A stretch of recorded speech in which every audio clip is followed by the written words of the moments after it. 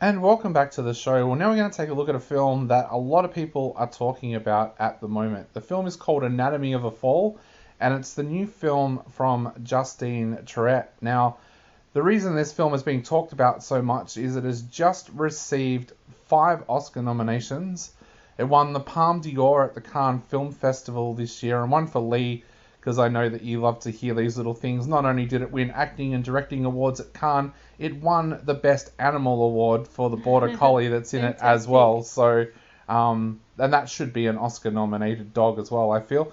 So everyone's talking about this movie, Anatomy of a Fall, at the moment, and basically this film was actually written from the director-screenwriter for its star. Now, the star of the film is Sandra Hüller, and this film was actually written for her. The character of Sandra was created for her, and Sandra, as a character, is someone who suddenly finds themselves in the middle of a court case after their husband has a fall, or was he pushed, off the second story of their house. He dies from his injuries, and suddenly the police come for Sandra, and she's put on trial to work out whether she killed her husband or not.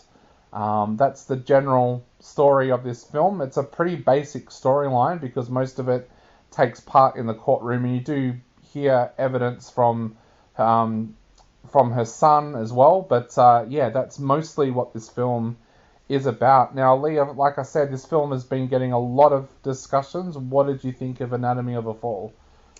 Well, this is a very dialogue-driven movie. Well, of course, you see scenes of the father, deceased in the snow, and you go back to some things that have happened in their family. There's some flashbacks and things like that. There's some beautiful visuals of, the snow and the boy walking the dog and all those sorts of things. But it is very dialogue-driven. The character of Sandra, she's a writer, and she's of a German background, so she's German, speaks English, and trying her best to speak French at times for the court case. So through the movie, you will hear English, but then you will get French subtitles at times when she needs to change language. So you get a little bit of both worlds there. You get a little bit of different cultures, and you're listening at times, you're reading subtitles at other times, unless of course you can understand both languages. So I quite enjoyed that, the swapping and changing. Now the family has suffered trauma in the past, so there's a storyline of something happening years earlier to their son, who had been hit by a car and left him blind. The father in this movie is the focus of the blame, as he was meant to have picked up his son at the time, and he hadn't intended to pick his son up. Can't remember if he was late or didn't show up at all, but it resulted in his son being in a place he shouldn't have been, and getting hit by a car and suffering visual impairments from that time on. So the story really centers around a dysfunctional marriage.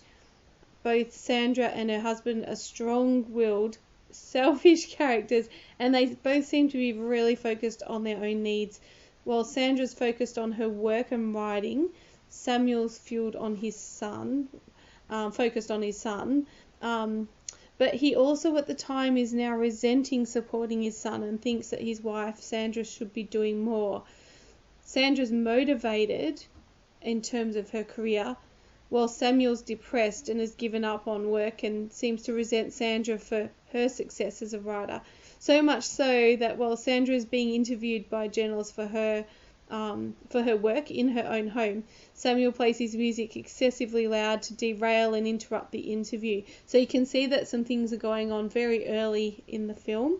And he also believes that she stole one of his ideas that, like, for her successful book was actually his idea. Yeah. Yeah.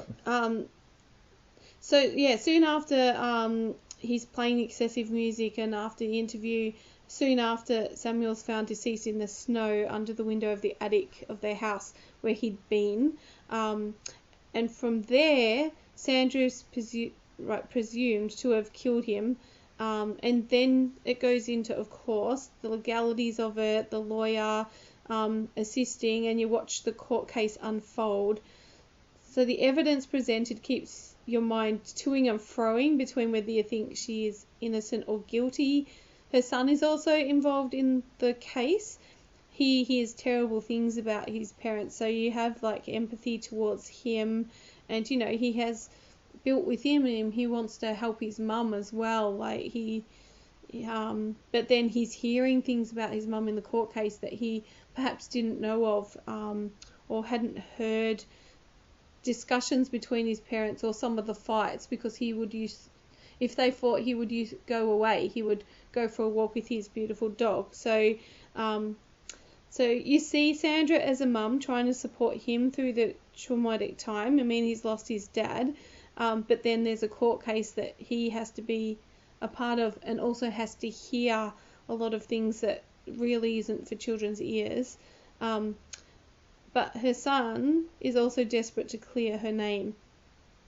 So whether I felt, watching the movie, that whether Sandra was guilty or innocent, I just wanted an outcome, and I could have accepted either finding because of that toing and froing, is she innocent or guilty? My thought was, I just want to know the truth. I wasn't kind of taking either side, although I felt that the husband was more selfish in his needs and wants, and because he was going through depression, I felt like he couldn't understand her. But then, of course, you will see scenes of her, some of the things she says or does, that questions how capable she is of,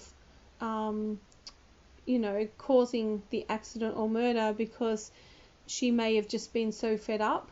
And so, yeah, I guess the thrill of the film is to find out the result in the end, which I was happy with the outcome, but I won't say what that is.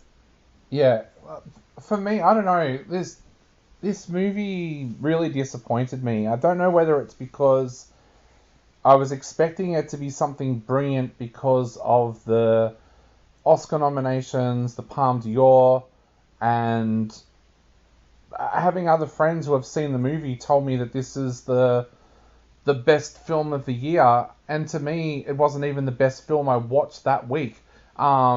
I was really disappointed with this film. A lot of people out there have been talking about its brilliant screenplay, and to be honest, I've seen better courtroom dramas at La Mama Theatre, like done on stage. And it's not because I don't like this kind of movie. In fact, a movie that I absolutely adore is 12 Angry Men, which in a way is a courtroom drama in that it's a jury discussing a case. And one of my most powerful moments in cinema is the courtroom case in To Kill a Mockingbird. So it's definitely not that I don't like these kinds of films, but I think the reason why I didn't find this film to be as brilliant as what people are saying it is because I found the characters unlikable. I didn't care what happened to them. The only character that I cared about was Daniel, the little boy, and his dog. I found the character of Sandra so selfish to the point she was almost repulsive. Same with the husband. Like, I found him to be a selfish character. And because I didn't care what happened to her, there was no emotional involvement for me in this film. And I love Sandra Hüller as an actress. In fact, a couple of days after I saw Anatomy of a Fall, I watched her in the Zone of Interest, and she's brilliant in that. Now, if people were talking about her for an Oscar for that film, I would completely agree. But I don't know. I don't know. Like, I found this previously in the past too, when people talk about a movie so much beforehand, and then I'll watch it and I don't see what they've seen in the film. Like I said, there's movies this year that I've seen that have been a lot better than this one. So to me, this movie doesn't live up to the hype of it. Like, yeah, I was wanting to know what was going to happen with the outcome, but would I call this the best screenplay of the year and the best film of the year? No, definitely not.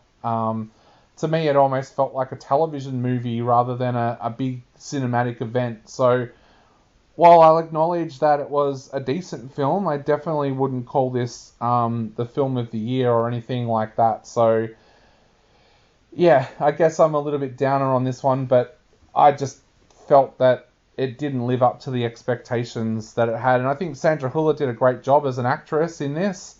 And I agree that the direction was good and that the cinematography was great, but because I only really felt for the boy, yeah, I just didn't have that emotional connection with the film at all. So, Lee, what are you going to give this one out of 5 and why?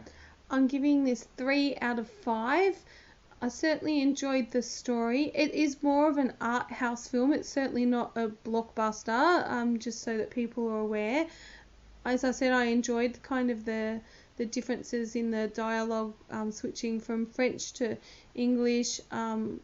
I thought that it was well written. I wanted to know the outcome of the film. I really wanted to know if Sandra was guilty or innocent, and that kept me intrigued.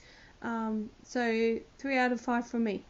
Yeah, I'm giving it 3 out of 5. I think it's an okay film.